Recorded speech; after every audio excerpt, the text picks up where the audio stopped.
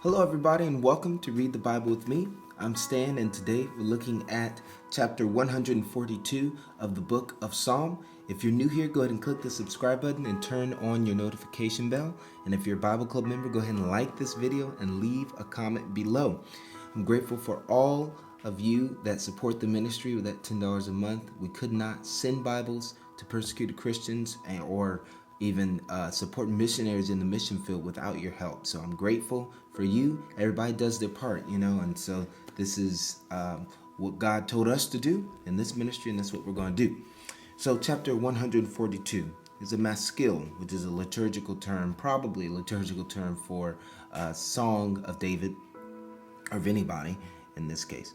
David, though, when he was in the cave, this is a prayer. He says, "With my voice I cry out to the Lord. With my voice I plead for mercy to the Lord. I pour out my complaint before him. I tell my trouble before him. When my spirit faints within me, you know my way. In the path where I walk, they have hidden a trap for me.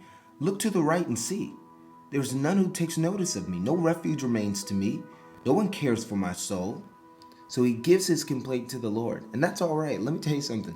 Even the Lord in chapter 139 of the book of Psalm, it talks about the Lord knowing whatever you say, knowing what you're going to say before you say it.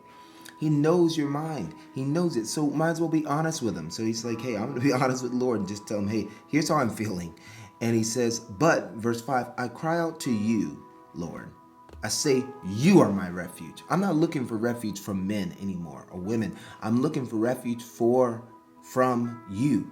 True, real refuge, real safety, right? Real protection, real guidance.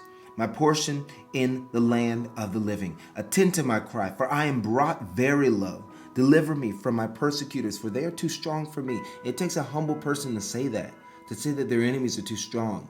A lot of us have a lot of pride in this where we don't want to say that people that are working against us, maybe on our job, in our family, our friends, people that call themselves friends, they're working against us. We're not willing to say, okay, I think this is a little too much for me, God. I need your help to do this right. Now, I can handle it myself, but it won't be right. So, Lord, I need you to help me to do this in your will, to deal with this.